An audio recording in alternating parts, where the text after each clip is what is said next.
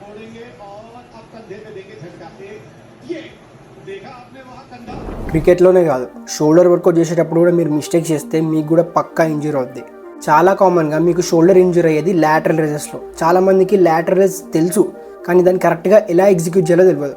ఈరోజు నేను మీకు 3 స్టెప్స్లో లాటరల్ రేజ్ ఎలా ఎగ్జిక్యూట్ చేయాలో, కరెక్ట్గా ఎలా పర్ఫామ్ చేయాలో ఎక్స్ప్లెయిన్ చేస్తా. వీడియోని సేవ్ చేసుకొని ఎండ్ దాకా చూడండి. So welcome to day 13 of game series shoulders. Step 1లో మీ లెగ్స్ని వీ షేప్లో పెట్టండి. స్టెప్ 2లో మీరు కొంచెం ముందుకు లీన్ అయ్యి మీ షోల్డర్స్ని కిందికి డ్రాప్ చేయండి. అండ్ స్టెప్ 3లో మీ లెగ్ ఏ డైరెక్షన్ ఉంటే ఆ డైరెక్షన్లో మీ డంబుల్స్ని రేజ్ చేయండి. It is as simple as that. ఇదే లాటరల్ రేజెస్. యాజ్ యూజువల్గా మన షోల్డర్ వర్క్ని రివర్స్ పెక్ డెక్ ఇంకా షోల్డర్ ప్రెస్తోని ఎండ్ చేసేద్దాం. ఇవన్నీ 4 సెట్స్ ఆఫ్ 12 reps పర్ఫామ్ చేయండి.